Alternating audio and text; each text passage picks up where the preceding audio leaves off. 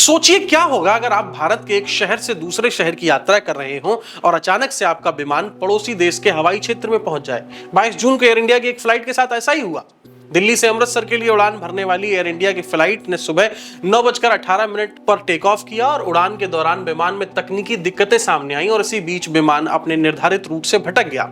स्थिति तब गंभीर हो गई जब फ्लाइट कुछ समय के लिए पाकिस्तान के एयर स्पेस में प्रवेश कर गई।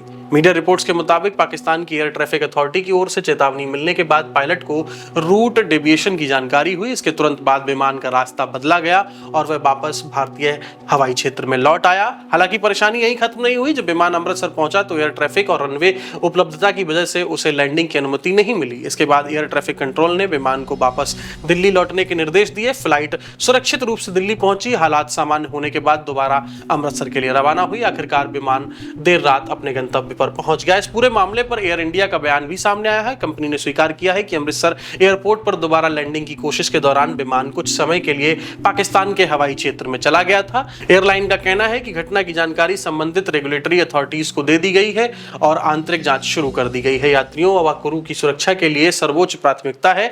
अब सवाल ये उठ रहा है आखिर रूट डेविएशन हुआ कैसे।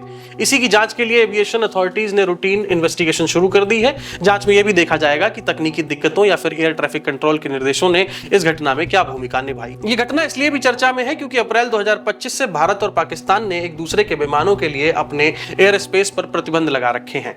ऐसे माहौल में किसी भारतीय विमान का पाकिस्तान के एयर स्पेस में पहुंचना कई बड़े सवाल खड़ा करता है। इस पूरे मामले में एक शब्द बार बार सामने आ रहा है, नोटम। नोटम यानी कि नोटिस टू एयरमैन। ये एक ऐसी महत्वपूर्ण सूचना होती है जो पायलटों और एयरलाइंस को उड़ाने से पहले दी जाती है। इसमें हवाई मार्गों में बदलाव, प्रतिबंध, संबंधित खतरों व अन्य जरूरी अपडेट्स की जानकारी होती है ताकि उड़ान सुरक्षित तरीके से संचालित की जा सके। फिलहाल जांच जारी है। आप इस घटना को कैसे देखते हैं? क्या यह सिर्फ तकनीकी गड़बड़ी थी या फिर एविएशन सिस्टम के लिए एक बड़ी चेतावनी का संकेत? फिलहाल के लिए इतना ही। आप देख रहे थे न्यूज फीड और मैं शिवम यादव हूं आपके साथ। धन्यवाद।